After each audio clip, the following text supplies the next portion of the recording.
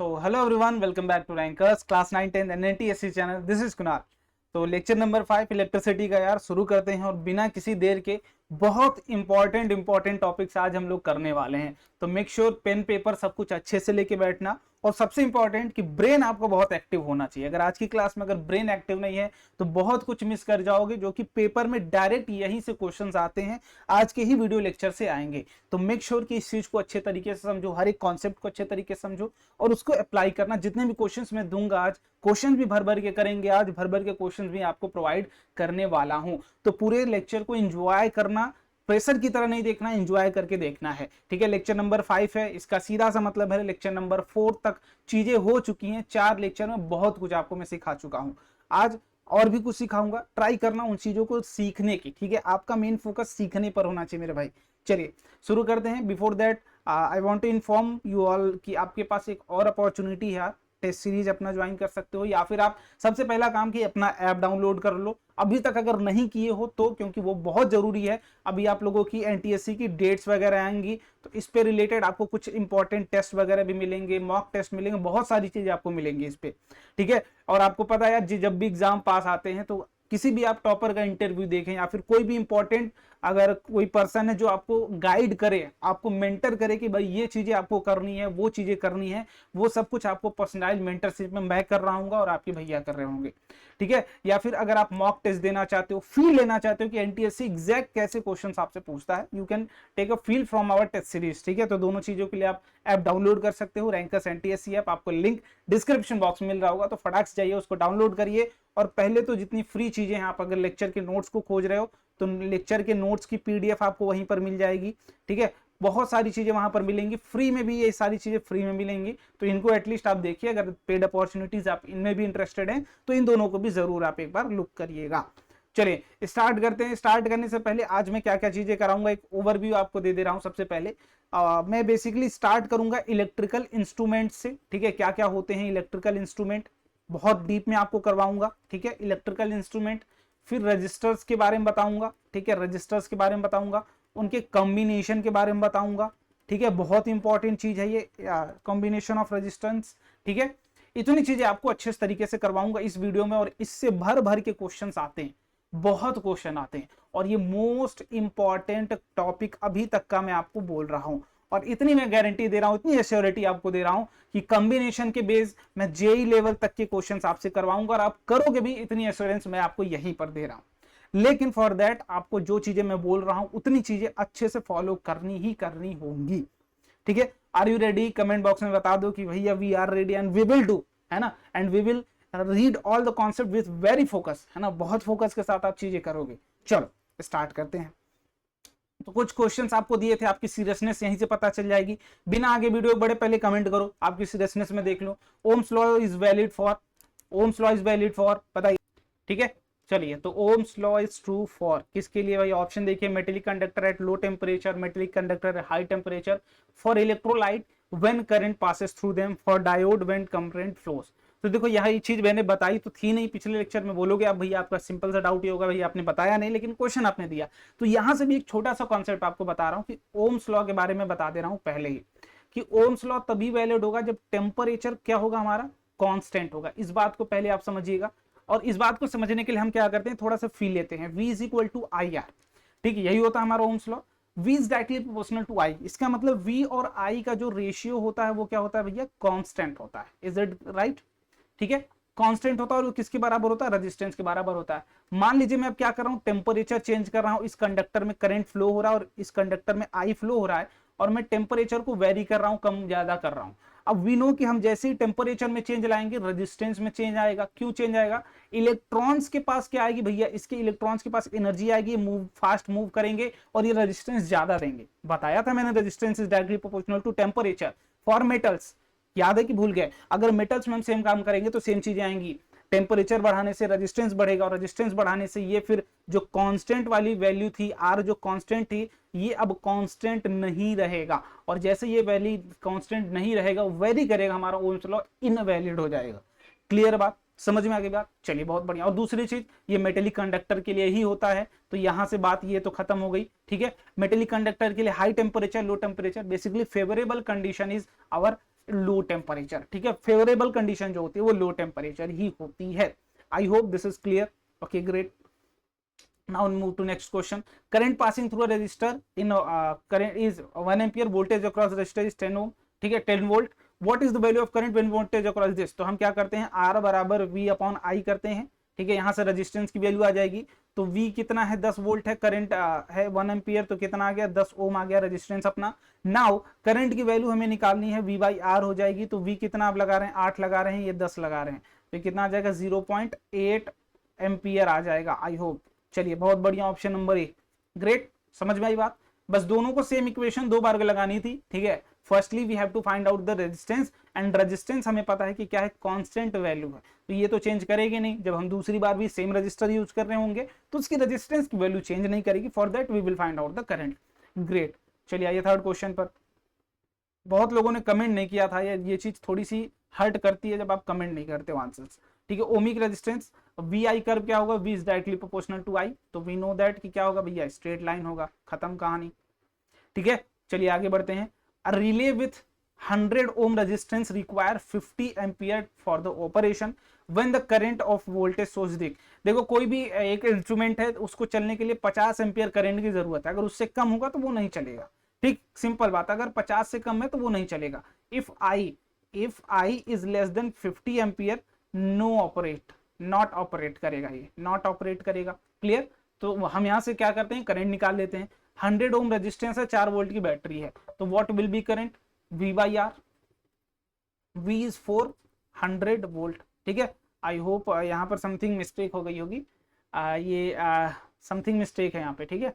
V by R, I hope V is equal to I R, हाँ perfect है। तो ये क्या आ जाएगा 0.04 आ जाएगा यार, ठीक है। आई होप क्वेश्चन में कुछ मिस्टेक है, ये 50 मिली एम्पियर होना चाहिए था, आई होप, ठीक है। इस तरीके से 50 मिली एम्पियर होना चाहिए था, तब ये कितना आएगा 10⁻³ तो ये 4 मिली एम्पियर आ जाएगा। I hope 40 milli ampere, 40 milli ampere आएगा ये, ठीक है। तो 40 मिली एम्पियर आएगा, तो 50 चाहिए था, इसलिए नॉट ऑपरेट। ये करेक्ट कर लेना, इसको मैं यहाँ पे करेक्ट करवा दे रहा हूँ कि ये जो 50 एम्पियर था इसको करेक्ट करके 50 मिली एम्पियर कर देना। वैसे 50 एम्पियर होगा तभी भी ऑपरेट नहीं होगा, ठीक है, नॉट ऑपरेट। अगर मिली एम्पियर होता तभी भी नहीं ऑपरेट करता, ठीक है। तो 50 मिली ऑपरेट एम्पियर बेसिकली कर लेना, तभी भी ऑपरेट नहीं करेगा। चलिए बहुत बढ़िया। अब असली लेक्चर की शुरुआत होती है और यहां से आपको चीजें समझनी है। हमने सर्किट पढ़ी थी, सर्किट में हम जानते हैं कि हम इलेक्ट्रिकल कंपोनेंट्स को जोड़ जोड़ के एक रास्ता बनाते हैं जहां से करंट चल पाए, ठीक। मतलब या आप जैसे घर से चल के मौसी के यहाँ गए, मौसी के यहाँ से फूफा जी के यहाँ गए, फूफा जी के यहाँ से नानी के यहाँ, नानी के यहाँ से फिर मौसी के यहाँ गए, फिर वापस घर आ गए, तो ये पूरा एक जो आप चल के कोई आपके चलने का रास्ता था। और सेम करंट के साथ है, करंट में किसको चलना है, इलेक्ट्रॉन को चलना है। इलेक्ट्रॉन को चलने के लिए जो हम रास्ता बनाते हैं वो किसको क्या कहते हैं, हम सर्किट बोलते हैं। तो सर्किट में आप तरह तरह के एलिमेंट्स को जोड़ते हैं ताकि इलेक्ट्रॉन्स उन एलिमेंट से घुस घुस के पार करके आए, ठीक है। सबको भाई खाना पीना खाना पसंद है, चीजें करना पसंद है, तो वैसे इलेक्ट्रॉन भी जाएगा, बल्ब में जाएगा तो बल्ब में उजाला करेगा, फिर उसके बाद आगे हो सकता है आयरन में जाए तो आयरन में जाके हीट प्रोड्यूस करेगा, कुकिंग वाला मटेरियल में जाके कुकिंग का काम करवाएगा। तो हर एक जगह इलेक्ट्रॉन का अपना अपना काम रहेगा, अपने अपने काम वो करेगा, ठीक। तो फर्स्ट थिंग कि इलेक्ट्रिक सेल, सबसे बेसिक चीज electric cell which is source, जो क्या होता है, सोर्स होता है जो इलेक्ट्रॉन को पुश करता है, इलेक्ट्रॉन को एनर्जी प्रोवाइड करता है उस थ्रू आउट द पाथ चलने के लिए। दूसरी चीज बैटरी, तो सेल के अगर लार्ज नंबर ऑफ सेल्स हम ऐड कर दें, छोटे छोटे सेल्स को ऐड करते जाए तो एक बैटरी बन जाएगी। तो बेसिकली ऑब्वियसली इसकी जो पावर होगी बैटरी की मोर देन द सेल होगी। सेकंड वन इज प्लग, अगर ओपन मतलब ऑफ होगा, ये ऑफ तो इस तरीके से होगा, बीच में कुछ नहीं होगा। अगर क्लोज होगा ऑन होगा, कभी कभी इस तरीके से भी बना दिया जाता है, ठीक है। ये ऑफ, अगर ऑन होगा तो ये इस तरीके से होगा, ये इस तरीके से, बट यहाँ पर ज्वाइंट होगा, ठीक। तो ये ऑफ ऑन स्विच हो गया, ये वायर ज्वाइंट हो गया। अगर ज्वाइंट होगा तो यहाँ पर डॉट की तरह आपको 3 वायर जुड़े हुए दिखेंगे। अगर वायर क्रॉस कर रहा होगा एक के ऊपर से एक, तब उस तरीके से यहाँ पर आपको क्या देखने को मिलेगा कि एक के ऊपर से यहाँ पर वी टाइप में, यू टाइप में शेप बना दिया जाएगा, उसके ऊपर से जा रहा है। 7 चीजेस electric bulb. 8th is resistance, हम जो रजिस्टर्स यूज करते हैं बेसिकली रजिस्टर बोल सकते हैं, रजिस्टर इसको बोल दीजिए, ठीक है। रजिस्टर ये भी एक इंस्ट्रूमेंट है, ये क्यों काम आता है अभी बताऊंगा आपको। वेरिएबल रजिस्टर, वेरिएबल रजिस्टर का क्या मतलब है, जिसकी रजिस्टेंस क्या करे, रजिस्टेंस वेरी करे, ठीक है, रेजिस्टेंस फिक्स ना हो। इसको हम कभी कभी इस तरीके से भी दिखा देते हैं, इस पर इस तरीके से, और रेजिस्टेंस को भी इस तरीके से कुछ दिखा देते हैं हम कभी कभी, ठीक है। और 10th one is ammeter. Ammeter ये भी मैं बताऊंगा किस काम आता है और कहाँ पे हम यूज करते हैं, ठीक है। एमीटर ये भी एक तरीके का इंस्ट्रूमेंट है। 11th one is volt meter and 12th one is galvanometer, ठीक है। ये मैंने आई होप मिस कर दिया है, गैल्वेनोमीटर, ठीक है। गैल्वेनोमीटर जिसको आप इस तरीके से जी से दिखाते हैं, ठीक है, प्लस माइनस। क्लियर बात। कहाँ पे ऐड करते हैं, क्या काम है इनका, क्या फंक्शन है, सब कुछ आगे दिखाऊंगा। आइए, इलेक्ट्रिकल इंस्ट्रूमेंट जो मेजर हमें पढ़ने हैं, कौन कौन से पढ़ने हैं, गैल्वेनोमीटर पढ़ना है, एमीटर पढ़ना है, वोल्ट मीटर पढ़ना है, रियोस्टेट पढ़ना है, रजिस्टर्स पढ़ना है।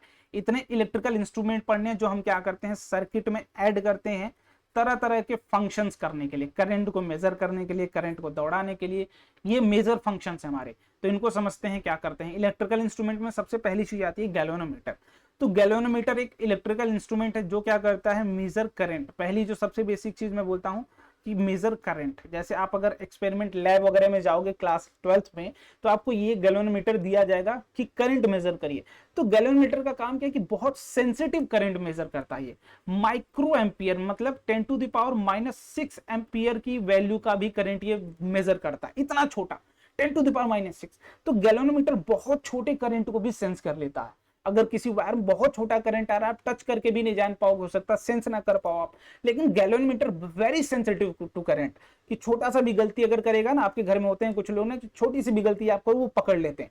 तो galvanometer is very sensitive to current, की छोटी सी भी गलती अगर करंट करता है तो उसको पकड़ लेगा, ठीक है। Galvanometer is a device that measure और detect small current with appropriate modification. वो मॉडिफिकेशन क्या समझाता हूं, ऑलवेज कनेक्टेड इन सीरीज। क्योंकि करंट अगर देखो, एक चीज आप ध्यान में रखना, सीरीज में कौन कौन से इंस्ट्रूमेंट कनेक्ट करोगे, सीरीज पैरेलल भी समझाऊंगा। सीरीज में वही इंस्ट्रूमेंट कनेक्ट करोगे जो क्या करें, करंट मेजर करें। इस बात को आप अपने दिमाग में रखिएगा। जो करंट मेजर करेंगे उनको क्या करोगे, करंट मेजर करने के लिए जितने भी इंस्ट्रूमेंट होंगे वो सारे के सारे कहाँ ऐड होते हैं बेटा, सीरीज में ऐड होते हैं। Is it clear? Okay great. और कुछ इंस्ट्रूमेंट इस तरीके से आपको दिखते हैं, दो नोड आपको मिलेंगे, positive negative and one is neutral node, ठीक है। तो तीन नोड यहाँ पर, ये बेसिकली ओल्ड मॉडल है। अगर डिजिटलाइज्ड मॉडल देखोगे आप तो दो नोड आपको मिल रहा होगा, एक पॉजिटिव जिसे हम रेड से दिखाते हैं, नेगेटिव विच इज ब्लैक से आप दिखाते हो, ठीक है। अब इसका काम क्या है, मैंने सबसे पहले बोला कि very sensitive to the current. आपके घर में लोग होंगे, बहुत लोग होंगे, थोड़ी सी भी मिस्टेक अगर आप करते हो तो आपकी मिस्टेक्स को जान जाते हैं, भैया आपने ये मिस्टेक करी हुई है। तो गैल्वेनोमीटर भी वेरी सेंसिटिव टू करंट। अगर उस वायर में, उस सर्किट में थोड़ा सा भी करंट आता है तो गैल्वेनोमीटर विल सेंस दैट, ठीक है। उसको वो तुरंत सेंस कर लेगा, उसे चीजें समझ में आ जाएंगी, यहाँ पर करंट आया है। और वो आपको कैसे बताएगा, वो यहाँ पर इस तरीके से कुछ आपको एक दिख रही होगी निडल। ये निडल क्या करेगी, डिफ्लेक्ट करेगी। ये निडल क्या करती है बेटा, डिफ्लेक्ट करती है। वो या तो इस पॉइंट से, इस तरीके से निडल है तो वो क्या करेगी, इधर की तरफ भाग सकती है या तो इधर की तरफ भाग सकती है। उसकी कुछ इस तरीके से स्ट्रक्चर होता है। ये स्ट्रक्चर आपको इस लेवल पर पढ़ना नहीं है, क्योंकि उसके लिए फिर आपको अभी मैग्नेटिज्म जब मैं पढ़ाऊंगा तो वहां पे जरूर समझाऊंगा कि मैग्नेटिक फील्ड की वजह से वो रोटेट करती है, ठीक है। वहां पे मैग्नेटिक फील्ड का फॉर्मेशन होता है, ड्यू टू दैट वो कॉइल क्या करती है, मूव करती है। स्ट्रक्चर आपको मैं मैग्नेटिज्म वाली क्लास में गैल्वेनोमीटर का कराऊंगा, ठीक है। तो इसको थोड़ा सा यहाँ पर समझ लेते हैं नीचे। Galvanometer also tells about the direction of current in circuit. अगर सर्किट में करंट आ रहा है, ठीक है, तो हम ये कैसे पता लगाएंगे भैया left to right current flow कर रहा है या राइट टू लेफ्ट फ्लो कर रहा है।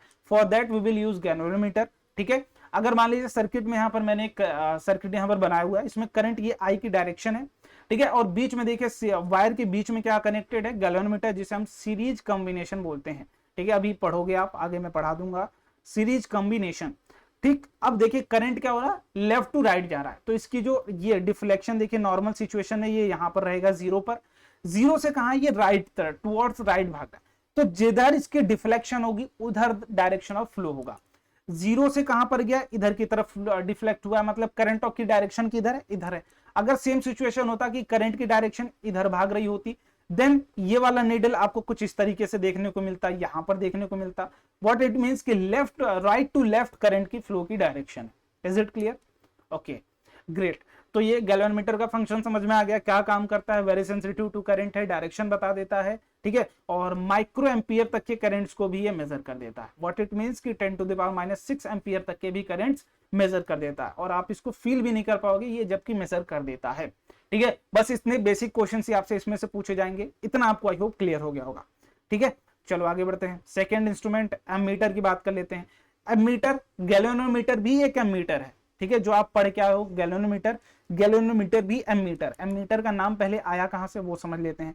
करंट को हम मेजर करते हैं बाबू एम्पियर में, ठीक। अब यहीं से नाम कुछ एम्पियर से ही निकल के आया है एमीटर।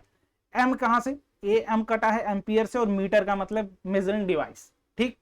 तो एम मीटर कहां से कट गया है, एम्पियर से कट गया है।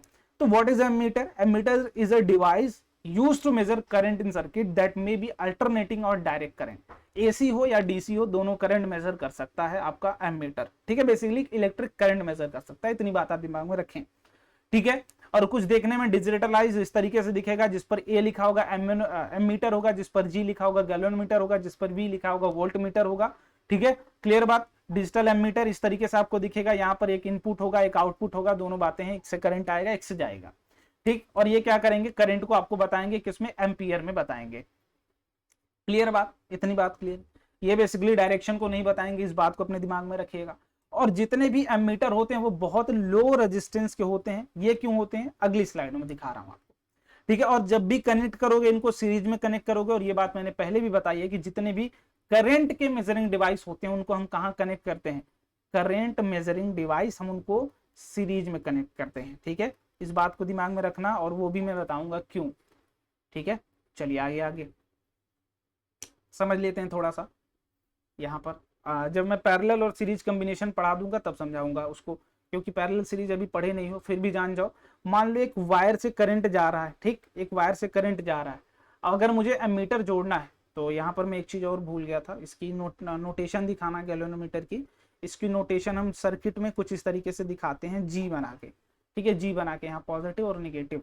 और जो एमीटर की नोटेशन होती है वो कुछ इस तरीके से बनती है, जिस पर हम ए लिख देते हैं, यहाँ पर पॉजिटिव और negative, positive terminal negative terminal, ठीक। तो अगर इस सर्किट में मान लीजिए इस वायर में मुझे करंट की अमाउंट बेसिकली पता करना, मैग्नीट्यूड पता करना है कितना है, तो यहाँ पर मैं क्या करूंगा, एक एमीटर ऐड कर दूंगा, ठीक। अब यहाँ से क्या करेगा, करंट इस एमीटर में जाएगा और एमीटर से करंट बाहर निकल जाएगा, ठीक। अगर मान लीजिए ये एमीटर भी क्या करता है बाबू, रेजिस्टेंस शो करता है, इसका रेजिस्टेंस मान लीजिए बहुत ज्यादा होता, तो कहीं ना कहीं इसके अक्रॉस क्या होगा, पोटेंशियल डिफरेंस होगा, क्योंकि करंट ओनली एक ही केस में फ्लो करता है जब पोटेंशियल डिफरेंस हो। ये बात मैंने आई होप सेकंड या थर्ड क्लास में ही बताई थी कि करंट तभी फ्लो करेगा जब पोटेंशियल डिफरेंस हो। मान लीजिए ये पॉइंट ए है, ये पॉइंट बी है, दोनों टर्मिनल के क्रॉस, तो पोटेंशियल डिफरेंस तो होगा ही, तो V बराबर आई आर यहाँ से होगा, ठीक है। नेट डिफरेंस जो पोटेंशियल का V बराबर आई आर।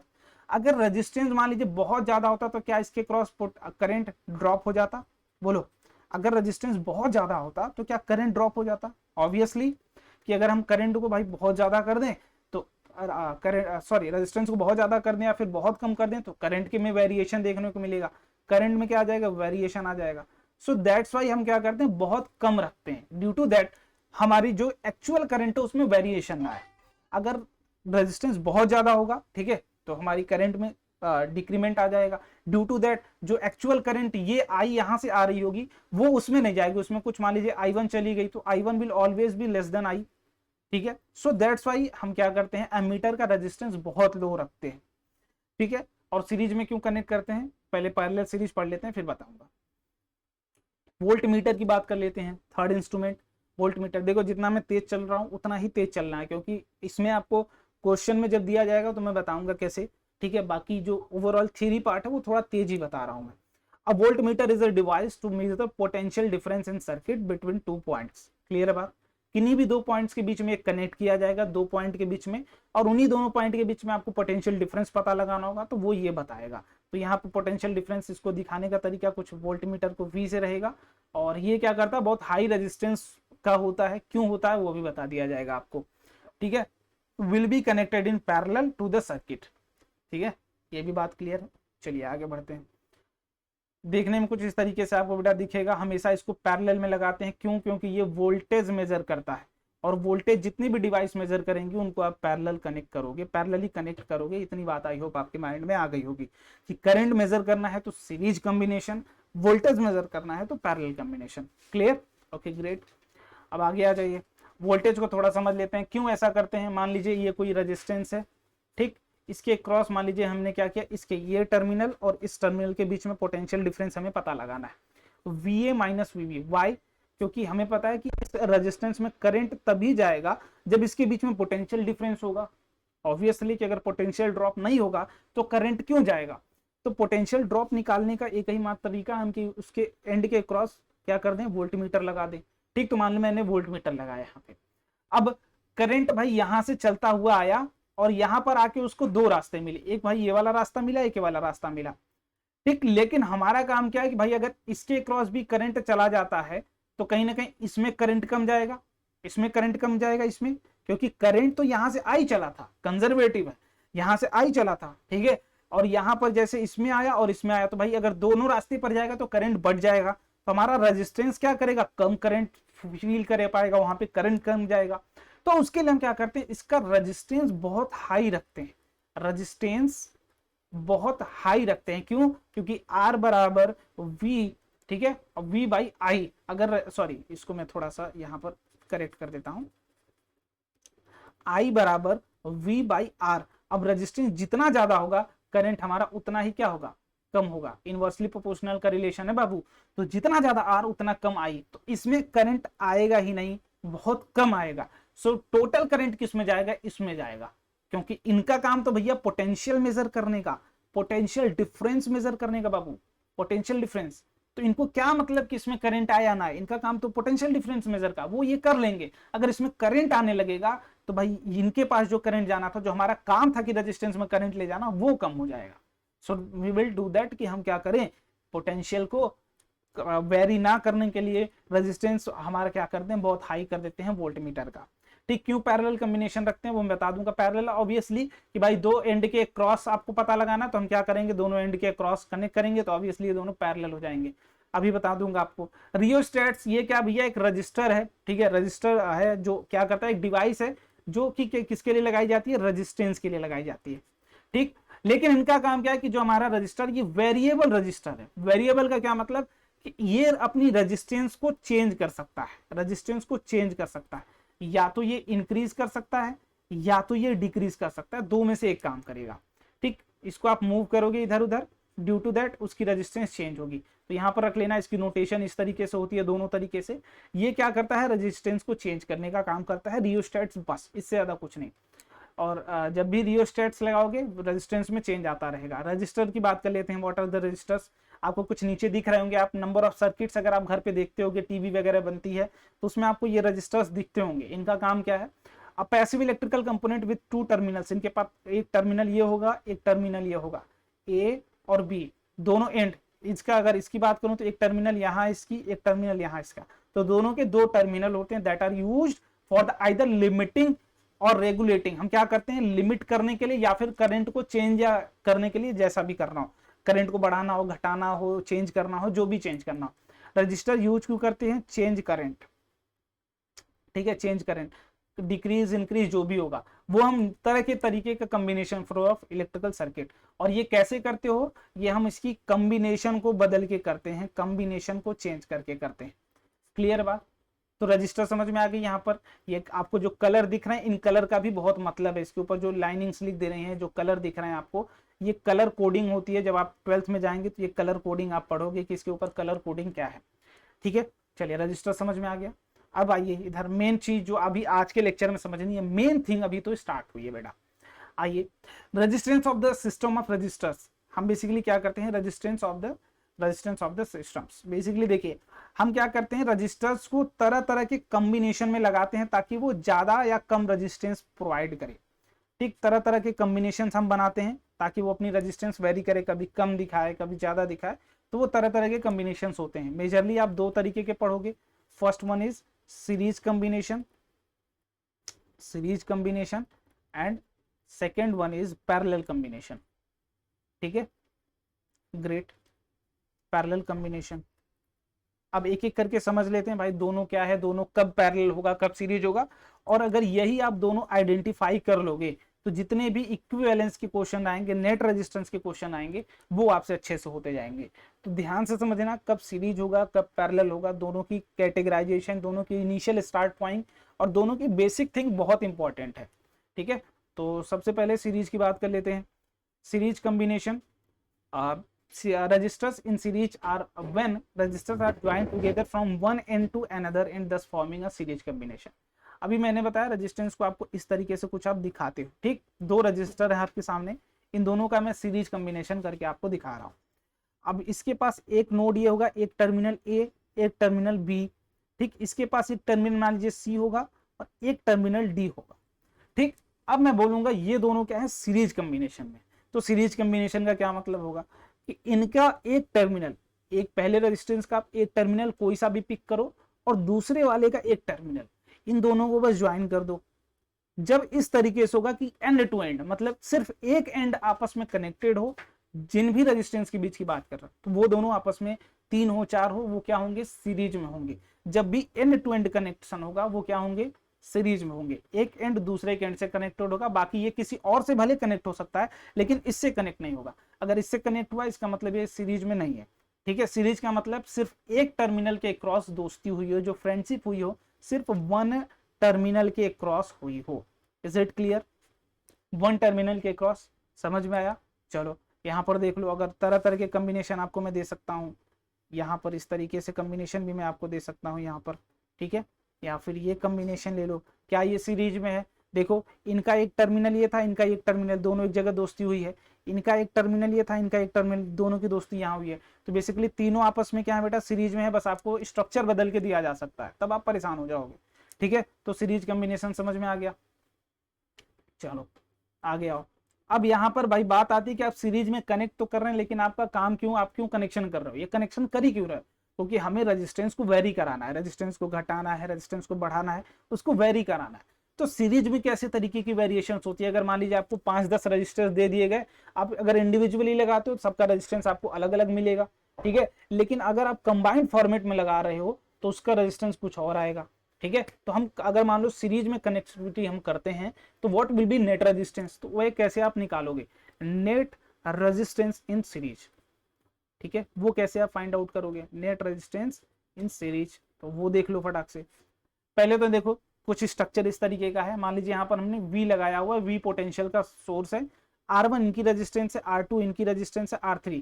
पहले देखो क्या सीरीज कॉम्बिनेशन में है, R1 का एक टर्मिनल और R2 का एक टर्मिनल, सिर्फ एक टर्मिनल आपस में जुड़े हैं। R2 का एक टर्मिनल और R3 का एक टर्मिनल सिर्फ आपस में जुड़े हैं, तो हम क्या बोलेंगे यहाँ पर, सीरीज कॉम्बिनेशन। एक तरीके से और समझ सकते हो कि भाई जहां इनकी सीमा खत्म होती है R1 की, वहीं से R2 की शुरू होती है, इनकी खत्म हुई R3 की शुरू होगी। मतलब एक के बाद एक चेन बनाते जाओ, जैसे दोस्ती वाली आप चेन बनाते हो ना, जब आप रोप पुलिंग करते हो तो उस तरीके से जो चेन बनाते हो कि एक हैंड आप अपने फ्रेंड का पकड़ लिए, एक हैंड आप अपने फ्रेंड का पकड़ लिए। जैसे ये वाली कंडीशन अगर मैं आपको यहाँ पर बना के दिखाऊं, तो यहाँ पर ये मान लीजिए आपका फ्रेंड है, ठीक, ये हाथ इसका यहाँ पर है, आप यहाँ पर खड़े हो, इसका हाथ पकड़ लिए, फिर दूसरा दोस्त खड़ा है, उसका हाथ यहाँ पर, आप यहाँ पर पकड़ लिए, फिर आप अगले नेक्स्ट फ्रेंड खड़ा, ये इसका पकड़ लिए। तो ये जो वन हैंड कनेक्शन है ना, इस वन हैंड कनेक्शन को हम सीरीज कॉम्बिनेशन बोलते हैं। Is it clear?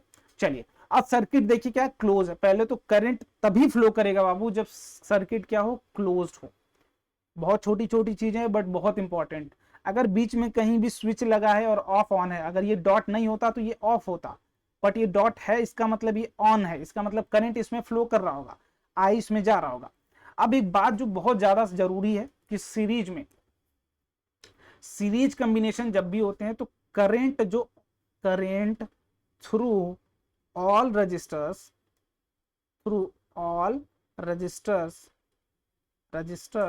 will same in series, but why? इसके बात करते हैं, but why भैया, आइए इधर।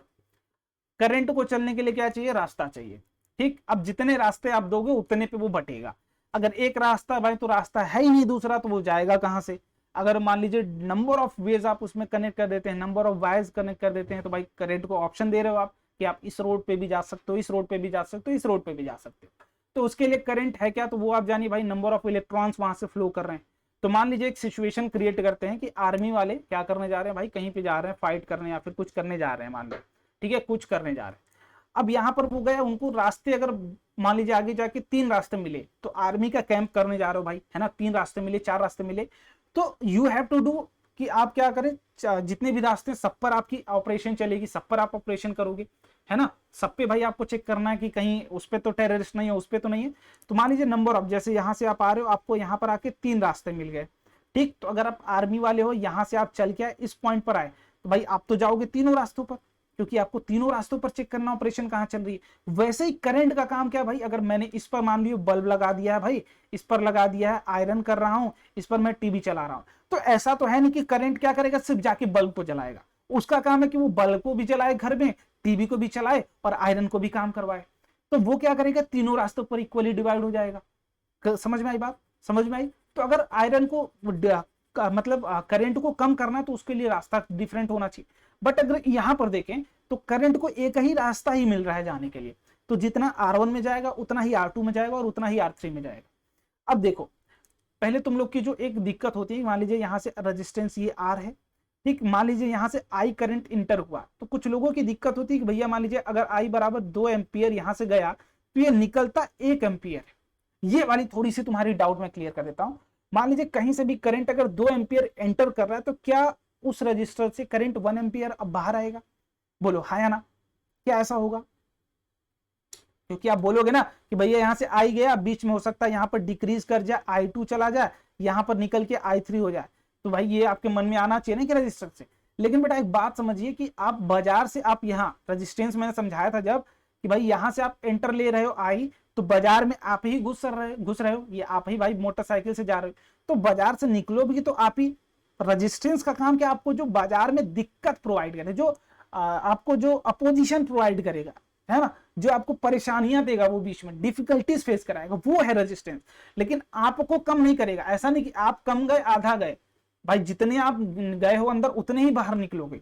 समझ में आई बात। तो करंट नहीं कम होता है, करंट की वैल्यू नहीं कम होती। हाँ, करंट की वैल्यू कम होगी, बैटरी से कम होगी। वो कब होगी, जब आप नंबर ऑफ रजिस्टर्स लगाओगे, ठीक है। तो इसलिए सीरीज में एक ही रास्ता है और करंट एक ही रास्ते पर चल रहा है, और due to that current change नहीं होता है। क्लियर है बात। तो फ्रॉम ओम्स लॉ अगर मैं बात करूं यहां पर, तो मैं बोलूंगा अगर कि भाई इसमें करंट I गया है, इसमें करंट I2 गया, इसमें करंट I3 गया है, ठीक है। तो नंबर ऑफ थिंग्स होंगे। मैं मान लीजिए बैटरी के एंड के अक्रॉस ये मान ले रहा हूं A है, ये B है, ठीक, ये B है। मुझे पता लगाना है कि VA माइनस VB क्या होगा। तो मैं क्या करता हूं, यहां मान लेता हूं कि ये वाला पॉइंट क्या है, C है बाबू, ये वाला पॉइंट D है, और ये वाला पॉइंट अगर वायर है तो वायर पे हमेशा एक ही पोटेंशियल होता है थ्रू आउट द वायर। एक अगर सिंपल सा वायर ले रहे हैं, अगर इसको मैं वायर मानूं, तो जितना पोटेंशियल इस पॉइंट का होगा उतना पोटेंशियल इस पॉइंट का होगा। तो ये पॉइंट वायर है तो ये भी वायर होगा, इस पॉइंट का भी पोटेंशियल भी ही होगा, ठीक। तो ये हटा देता हूं मैं बेसिकली, ठीक है। तो मैं इसको लिखता हूं VA, इस पॉइंट को भी A ही मानिए आप, क्योंकि ये भी वायर ही है। तो VA minus VC, VA minus VC, इन दोनों के cross potential difference plus VC minus VD plus VD minus VB। बोलो यही कर दूं कि यहां देखो AB के क्रॉस जो पोटेंशियल डिफरेंस होगा वो किसके बराबर होगा, इसके क्रॉस जो देखो जो पोटेंशियल बैटरी जो पावर दे रही होगी वो कहां डिस्ट्रीब्यूट हो रहा होगा, इस R1 के क्रॉस डिस्ट्रीब्यूट होगा, R2 के क्रॉस डिस्ट्रीब्यूट होगा, R3 के क्रॉस डिस्ट्रीब्यूट होगा। या तो आप इक्वेशन से भी देख सकते हो, minus VC plus VC cut जाएगा, minus VD plus VD cut जाएगा, ठीक। तो फ्रॉम ओम्स लॉ हम अगर इसमें करंट मान लीजिए I जा रहा है इस सर्किट में, तो फ्रॉम ओम्स लॉ हम क्या निकाल सकते हैं, VA माइनस VC। बताइए VA माइनस VC क्या होगा, I इंटू R1 होगा। अगर VC माइनस VD पूछूं तो I इंटू R2 होगा। अगर VD माइनस VB पूछूं तो क्या होगा बाबू, I इंटू R3 होगा। बोलो ये क्या, सब में करंट एक साथ जा रहा है, और किसी भी रजिस्टर के क्रॉस पोटेंशियल डिफरेंस अगर VB माइनस ये है V है, तो उसमें करंट कितना जाता है, IR के बराबर IR होता था ना पोटेंशियल डिफरेंस किसी भी रेजिस्टेंस के क्रॉस, तो यहां से निकल गया। तो मैंने क्या किया, मान लीजिए पोटेंशियल डिफरेंस मैंने माना था कि V था, ठीक। देखो ध्यान से समझो, सब समझ में आ जाएगा। यहां से हटाते हुए चलता हूं इधर, ठीक है। इतनी बात थोड़ा समझते चलो, इक्विवेलेंस और नेट रेजिस्टेंस का कॉन्सेप्ट क्या है वो बहुत इंपॉर्टेंट है, वो समझ लेना। तो यहां से VA माइनस VB जो होगा वो किसके बराबर होगा, IR1 plus IR2 plus IR3 which is equal to I common ले लीजिए, R1 plus R2 plus R3। अब जो नेट रेजिस्टेंस की कहानी आती है उसका क्या मतलब है, नेट रेजिस्टेंस का मतलब कि भाई देखो 3-4 लोग मिलके एक काम कर रहे हैं, ठीक है। एग्जांपल के तौर पे समझो कि 3-4 लोग मिलके एक काम कर रहे हैं, और मैं कह रहा हूं उन चारों को हटा के एक आदमी लगाओ जो उन चारों के बराबर काम करे। वही नेट, कि वो जितना नेट काम कर रहे थे 4 लोग मिलके, एक ऐसा बंदा लगाओ उस प्लेस पे कि उन चारों के बराबर काम करे वो अकेला बंदा, ठीक। तो मैं क्या कर रहा हूं, यहां पर एक चीज क्रिएट कर रहा हूं R नेट, ठीक, सेम बैटरी रख रहा हूं, सेम पोटेंशियल है, ये आर नेट, आर इक्विवेलेंस बोलो, आर नेट लगा दो। तो मैंने बोला करंट तो अभी भी सेम जाना चाहिए, लेकिन ये जो रेजिस्टेंस है उन तीनों के रेजिस्टेंस के इफेक्टिव रेजिस्टेंस के बराबर हो, मतलब जितना रेजिस्टेंस ये तीनों मिलके यहां दे रहे थे वो इसके बराबर हो। तो मैं बोलूंगा कि V बराबर क्या होगा, इसके क्रॉस भाई ये पोटेंशियल डिफरेंस अगर A होगा, ये पोटेंशियल डिफरेंस अगर B होगा, तो VA माइनस VB यहां पर क्या आएगा बाबू, I इंटू आर नेट आएगा ना, बोलो, क्योंकि इसमें करंट तो अभी भी आई जाएगा। तो बस सेम काम करते हैं भाई, आई को यहां से रिप्लेस कर लेते हैं VA माइनस VB को यहां पर। तो VA माइनस VB क्या हो जाएगा, I इंटू आर नेट बराबर I into R1 plus R2 का प्लस का R3, आई तो कट गया, तो आर नेट की जो वैल्यू आई वो कितनी आई बाबू, R1 plus R2 plus R3। इसका क्या मतलब है, जितने भी रेजिस्टेंस आप लगाएंगे सीरीज में वो टोटल रेजिस्टेंस कितना प्रोवाइड कर रहे होंगे, सब आपस में जुड़ जाएंगे। समझ में आई बात, कि अगर आप 4 लोगों को काम पे लगाए हो तो सब मिल के काम कर रहे हैं, कोई इंडिविजुअली काम नहीं कर रहा। समझ में आ गया दोस्त, लेकिन पैरेलल में कहानी बदलेगी, समझ में आएगा अभी। तो ये इंपॉर्टेंट है कि सीरीज में इफेक्टिव रेजिस्टेंस क्या होता है, सबको जोड़ दो बस। अगर सीरीज में आपसे इफेक्टिव रेजिस्टेंस पूछा गया है तो आप क्या करेंगे, सबको जोड़ देंगे बस, इससे ज्यादा क्लियर कट बात और कुछ नहीं है। सबको क्या कर दोगे, जोड़ दोगे। आर इफेक्टिव, इसको आर इफेक्टिव बोला जा सकता है, आर इक्विवेलेंस बोला जा सकता है, कुछ भी आर नेट बोला जा सकता है, तो कुछ भी बोला जाएगा, सबका मीनिंग एक ही है, आपको सीरीज के लिए सारे रेजिस्टेंस को जोड़ देना। क्लियर फंडा। आइए अगले पर आइए, क्वेश्चन एक छोटा सा कर लेते हैं। Find the net resistance between A and B. देखिए ये R1 और R2 और R1 R2 R5 और R4 पैरेलल दिख रहा है ना, इसके पैरेलल ही है ये, बट कनेक्शन देखते चलना। ये पॉइंट A मान लिया हमने यहां से, ये पॉइंट B मान लेते हैं, कनेक्शन को पहले फील लेते हैं। ये C है, ये D है, ये E है और ये क्या है, B है। चलो ये B है, कुछ B डैश मान लीजिए, ठीक। तो R1 का एक एंड कनेक्टेड है R2 से, R2 का एक ही एंड कनेक्टेड है R1 से, मतलब दोनों सीरीज में। R2 का एक ही एंड कनेक्टेड है किससे, R3 से, मतलब ये दोनों सीरीज में। R3 का एक ही एंड कनेक्टेड है R4 से, मतलब सीरीज में। R4 का एक ही कनेक्टेड है, ये दोनों सीरीज में। तो यहां से R इक्विवेलेंस जो आ गया, R इक्विवेलेंस किसके बीच में, A और B के बीच में। तो A और B के बीच में जितने नंबर ऑफ रेजिस्टेंस होंगे, रजिस्टर्स होंगे, सबको जोड़ो। तो R1 plus R2 plus R3 plus R4 plus का R5, जितने होंगे रजिस्टर्स उनको, उनकी रेजिस्टेंस को जोड़ दोगे बस। जिसके जिसके बीच में पूछा गया होगा उसके उसके बीच में क्या होगा, जोड़ दोगे। जैसे मैं यहां से हटा दूं, अगर मैं बोल देता हूं यहां पर RAB था ये, ठीक। अगर मैं RAC आपसे पूछता हूं तो क्या होगा बताइए, RAC मतलब रेजिस्टेंस बिटवीन C है, A एंड C। तो A और C के बीच में कितने रेजिस्टेंस है बेटा, 2 है बस, तो दोनों का ही आएगा R1 प्लस R2। अगर मैं मान लीजिए RAE पूछ देता हूं तब क्या आएगा, कमेंट करिए, कमेंट। क्लियर। चलिए आइए पैरेलल कॉम्बिनेशन को भी समझ लेते हैं। पैरेलल कॉम्बिनेशन, दो रजिस्टर्स है, दो रजिस्टर्स है, इनके जो दोनों एंड हैं वो आपस में कनेक्ट कर दीजिए, दोनों एंड पे कनेक्शन। तभी दो रजिस्टर्स आपस में पैरेलल कॉम्बिनेशन तभी कहलाएंगे जब उनकी दोस्ती दोनों टर्मिनल पे हुई हो। सीरीज में क्या हो रहा था, देखो सीरीज वाला फील ले लो, ये सीरीज था तो सिर्फ एक ही टर्मिनल पे दोनों जुड़ रहे थे, ये वाला टर्मिनल फ्री था। जबकि पैरेलल में ये दोनों आपस में कनेक्टेड होगा, दोनों कनेक्टेड होगा, तब ये पैरेलल कॉम्बिनेशन कहलाएगा। क्लियर है बाबू, समझ में आया दोस्त। चलिए अब यहां पर थोड़ा सा काम करते हैं, यहां पर थोड़ा सा काम करते हैं फील लेने का। मान लीजिए इस तरीके से मैं कुछ बनाता हूं, यहां पर वायर में देखो पोटेंशियल सेम होता है, ये बात अपने दिमाग में रखिएगा। मान लीजिए थोड़ी सी फील मैं आपको दिलाता हूं, यहां पर बैटरी कनेक्ट हुई, यहां से आई करंट चला, ठीक है, आई करंट चला, यहां पर आई करंट पहुंचा।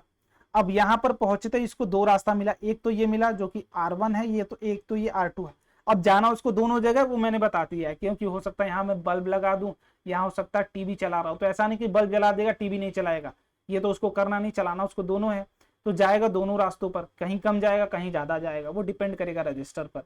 तो यहाँ पर आया, इसको एक रास्ता ये मिला, एक रास्ता ये मिला। मान लीजिए यहाँ पर करंट I1 चला जाएगा, यहाँ पर I2 चला जाएगा। लेकिन एक जो चीज कॉमन है कि दोनों का, यहाँ पर इस पॉइंट का पोटेंशियल अगर A मानूं मैं और इस पॉइंट का पोटेंशियल अगर B मानूं मैं, तो क्या जो R1 के क्रॉस पोटेंशियल डिफरेंस है वो VA माइनस VB है, और जो R2 के क्रॉस है वो भी VA माइनस VB है? बोलो, दोनों का एंड तो A है और B ही है, कॉमन एंड है दोनों का, पोटेंशियल जो होगा कॉमन पोटेंशियल, तो दोनों के क्रॉस जो पोटेंशियल डिफरेंस है वो सेम है। इसका क्या मतलब है कि यहां पर लिख लो potential difference across resistors will be same in parallel combination. ये बड़ी इंपॉर्टेंट चीज, पैरेलल कॉम्बिनेशन ये बहुत ज्यादा इंपॉर्टेंट चीज है बाबू, इस बात को अपने दिमाग में आप रखिएगा कि पैरेलल कॉम्बिनेशन के क्रॉस, पैरेलल कॉम्बिनेशन में जितने भी रजिस्टर्स आप जोड़ोगे उन रजिस्टर्स के क्रॉस जो पोटेंशियल डिफरेंस सबके क्रॉस सेम होगा। समझ में आई दोस्त बात? आइए थोड़ा सा यहां पर फील लेते हैं। मान लीजिए बैटरी सेम लगाएं, यहां पर करंट आया, मैंने बोला इसमें करंट गया I1, इसमें करंट गया I2, इसमें करंट गया I3। ठीक, तो मैं बोल रहा हूं ये वाला पॉइंट A है, इसका मतलब ये वाला पॉइंट A है और ये वाला पॉइंट क्या है बेटा, B है। तो VA माइनस VB हमें निकालना है। ठीक, तो मैं बोल रहा हूं VA माइनस VB, तो यहां पर जितना भी होगा देखो ध्यान से, VA माइनस VB यहां पर, ठीक है, सबके क्रॉस पोटेंशियल डिफरेंस सेम होगा बाबू, इतनी बात क्लियर है? ठीक, मैं क्या कह रहा हूं, यहां से करंट आया I और I आके डिवाइड हो गया I1 में, I2 में, I3 में। देखो यहाँ पे तो I जो होगा वो किसके बराबर होगा, I1 के बराबर होगा, I2 के बराबर होगा, I3 के बराबर होगा। मान लो यहाँ पर 10 आया था, हो सकता है इसमें 2 गया हो, इसमें 3 गया हो, तो इसमें जरूर 5 आना चाहिए।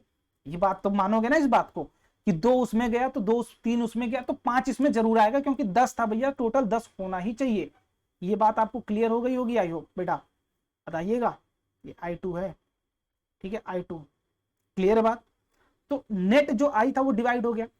अब मैं बोल रहा हूं I1 की वैल्यू क्या होगी, तो मान लीजिए R1 की बात करो, मान लीजिए R1 है, इसमें I1 करंट आ रहा है, ये पॉइंट A है, VA पोटेंशियल, ये पॉइंट VB है, तो क्या VA minus VB upon R1 यही होगा? किसके बराबर होगा बेटा, R1 के बराबर। बोला, बोलना।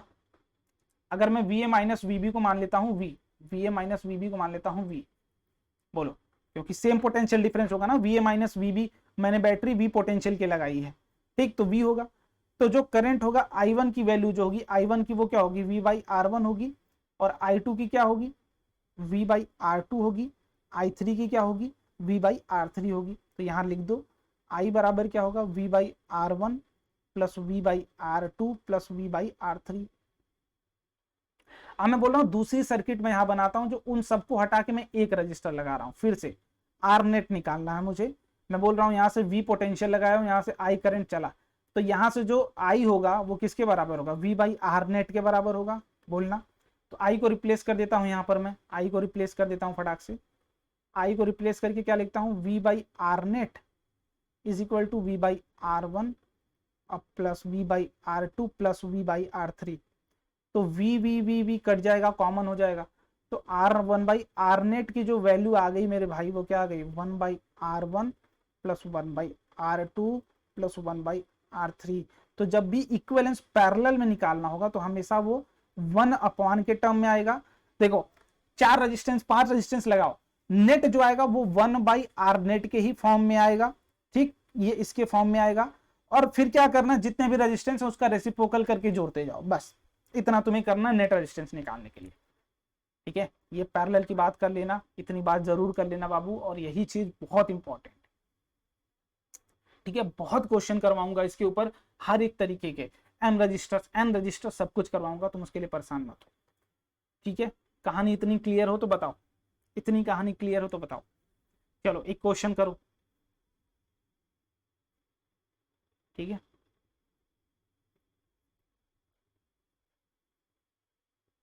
ठीक,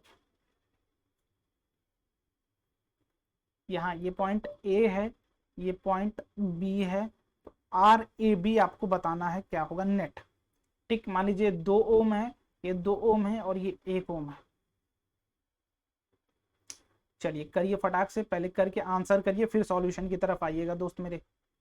सॉल्यूशन की तरफ तब आना जब तुम्हारा हो जाए, फटाक से पॉज करिए, क्वेश्चन करिए, मैं तो कराऊंगा ही, नो डाउट मैं करवाऊंगा। चलो मान लीजिए बीच वाला पॉइंट सी है, तो मैं देखो जब भी इस तरीके का कॉन्सेप्ट आए तो आप क्या करिए, रूल को ब्रेक करिए, पहले जितने भी पार्ट्स हैं उनको ब्रेक कर लीजिए, ठीक। और एक छोटी सी यहां से बैटरी लगाइए, छोटी सी बैटरी लगाइए समझने के लिए, ठीक। छोटी सी बैटरी यहां पर मैंने कनेक्ट कर लिया ए और बी के, जिस पॉइंट के बीच में पूछा गया हो उस पॉइंट के बीच में। अब मैं बोल रहा हूं इस बैटरी से क्या होगा, क्लोज लूप है तो यहां से करंट निकलेगा, करंट ए पर पहुंचेगा, यहां से फिर आगे आएगा, इस पॉइंट पर आएगा। यहां से दो रास्ते मिले, जहां पर भी लिख लेना, जहां पर भी, जहां पर भी दो रास्ते मिलेंगे, दो रास्ते मिलेंगे, मिलेंगे, वो कॉम्बिनेशन क्या होगा बेटा, वो कॉम्बिनेशन क्या होगा, पैरेलल होगा, पैरेलल होगा। ये बात बस अपने दिमाग में रखना, वहां पर पैरेलल कॉम्बिनेशन आएगा ही आएगा, ठीक। तो इसमें I1 जाएगा, इसमें I2 जाएगा, दोनों फिर यहाँ पर I2, यहाँ पर I1 आ जाएगा, यहाँ से I2, दोनों मिलके यहाँ से कितना निकलेंगे, I निकलेंगे। फिर इसमें गए, मतलब यहाँ से फिर से कॉम्बिनेशन क्या हो गया, सीरीज होगा, क्योंकि रास्ता अब क्या हो गया, अकेला हो गया। इन दोनों का पैरेलल 1/r इक्विवेलेंस में निकालता हूं इन दोनों का, तो 1/2 प्लस 1/2, आधा आधा मिलके एक हो जाएगा, तो r इक्विवेलेंस क्या हो जाएगा, एक हो जाएगा। इन दोनों का एक आएगा, फिर अब दूसरी सीरीज बनाइए, इन दोनों को हटा के, इन दोनों को हटा के एक लगाओ और एक यहां पर लगा लो, ठीक। ये 1 ओम है, ये भी 1 ओम है। अब क्या हो गया, करंट यहां से जा रहा है, इनसे निकल जा रहा है, आर इक्विवेलेंस क्या होगा, दोनों को ऐड कर लो, 1 + 1 बराबर 2 ओम। बोलो खत्म कहानी, खत्म। सीरीज पैरेलल को ब्रेक कर लो, पहले जो तुम्हें दिख रहा हो साफ साफ उसको समझने की कोशिश करो, पैरेलल है तो पैरेलल को सॉल्व करो, और देखो हमेशा डायग्राम बना कोशिश करो, अभी सीख रहे हो आप। तो पैरेलल में है तो पहले इन दोनों को हटा के एक लगाएंगे, आर इक्विवेलेंस अगर निकाल लिया आपने एक के बराबर, इन दोनों को हटा के एक लगा दो, फिर यहाँ पर एक अगर आपने लगा दिया है इस पॉइंट के बीच में, तो इन दोनों का फिर हटा के फिर मैं क्या बोलूंगा, एक लगा दे रहा हूँ, तो इसकी जो रेजिस्टेंस होगी वो 2 ओम होगी, मतलब ये पूरा कॉम्बिनेशन मिला के 2 ओम रजिस्टर के बराबर है। समझ में आया बात। चलो अब कुछ क्वेश्चन कर लेते हैं। If R1 is equal to 10 ohm, ये 10 ओम है, ये 40 ओम है, यहाँ पर क्या है 30 ओम है, ये 20 ओम है, ये क्या है भैया R5 इज 60 ओम। 12 वोल्ट की बैटरी है यहाँ पर, 12 वोल्ट की। तो क्या पूछा गया है, टोटल रेजिस्टेंस, टोटल पूछा गया है, और क्या बोला गया है, नेट करंट पूछा गया है। तो टोटल रेजिस्टेंस देखो, नेट हमेशा आई नेट जो होगा वो क्या होगा, जो भी बैटरी लगी होगी अपॉन आर नेट, ये होगा हमेशा आई नेट के बराबर, ओम्स लॉ से,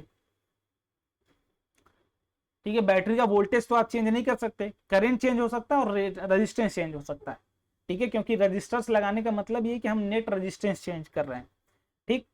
तो भाई ये दोनों क्या है, पैरेलल में है, तो इन दोनों का जो होगा वो क्या आएगा, 1/10 प्लस 1/40। बोलो, या तो अगर दो है तो शॉर्टकट भी आप कर सकते हो, इसके लिए शॉर्टकट क्या है, अगर आर इक्विवेलेंस पैरेलल में है, दो का निकालना है, तो वो क्या होगा, R1 R2 upon R1 plus R2, ये शॉर्टकट लिख भी सकते हो। अगर दो रजिस्टेंस है पैरेलल में है तो ये आएगा, ठीक। तो यहां से अगर मैं डायरेक्ट भी करूं या फिर यहां से 1/r इक्विवेलेंस से ये करूं तभी भी यही आएगा, तो मैं आर इक्विवेलेंस डायरेक्ट निकाल दे रहा हूं, क्या हो जाएगा 400/50, कट जाएगा 5 अट्ठे, तो इनका आ जाएगा 8। इन दोनों को हटा के मैं 8 ओम लगा दूं, और इनकी बात कर लेता हूं, तो इनकी बात के लिए 20 और 30 पहले निकाल लो, तो 20 और 30 क्या हो जाएगा, 600/50, 600/50 आप निकाल लेना, ठीक। तो 20 और 30 600/50, 5 कट गया, यहाँ क्या गया 12 आ गया, 12 और 60 हो गया, तो 12 × 60/36, तो 12 × 36, ये 20 आ जाएगा यहाँ पे 20, मतलब इन सबको हटा के कितना लगा दो, 20 लगा दो, और 20 और 8 किस में हो गए, सीरीज में हो गए, 20 और 8, तो वो 28 हो जाएगा, आर नेट 28 आ जाएगा, ठीक। और आई नेट की बात करूं तो वी कितना था बाबू, तो वी था अपना 12 और ये 28, ठीक है। तो 4 × 12 और 7 × 4 = 28, 3/7, और I net is equal to 0.4 ampere. Clear. चलिए यहाँ पर कुछ आपको होमवर्क्स में दे दे रहा हूँ, ये करके आना बाबू, ठीक है। होमवर्क दे दे रहा हूँ, ये अच्छे खासे होमवर्क दे रहा हूँ, एक बार ट्राई करके आना, हो सकता है बहुत कुछ चीजें आपको नहीं भी समझ में आई हो, वो मैं समझाने की कोशिश करूंगा अगले लेक्चर में, क्वेश्चन सॉल्व कराने की कोशिश करूंगा अगले लेक्चर में। ठीक है, आई नो कि बहुत सारे क्वेश्चंस में आपको डाउट होंगे। अभी भी जो डाउट हो, जिस पॉइंट पर डाउट हो, वो डाउट आप मुझे बताओ, उस डाउट को मैं क्या करूंगा, क्लियर करूंगा, उसको पहले आप कमेंट करो। ठीक है, मुझे पता है कि बहुत डाउट होंगे, मैं थोड़ा सा फास्ट हूं, आई नो, लेकिन जानबूझ के मैं फास्ट हूं, क्योंकि सबसे पहला काम आपका क्या होगा, एनसीईआरटी पढ़ो, एनसीईआरटी पढ़ने के बाद लेक्चर देखो, देखो फिर कितना क्लियरिटी आती है बाबू आपकी इस टॉपिक पे। ठीक है, चलो बहुत बढ़िया, ग्रेट। ट्राई करके आना, क्वेश्चंस अच्छे से अटेम्प्ट करना, कल के सेशन में अच्छे तरीके से क्वेश्चंस आपसे करवाऊंगा। ठीक है, bye bye, Jai Hind and love you all, bye bye, Jai Hind.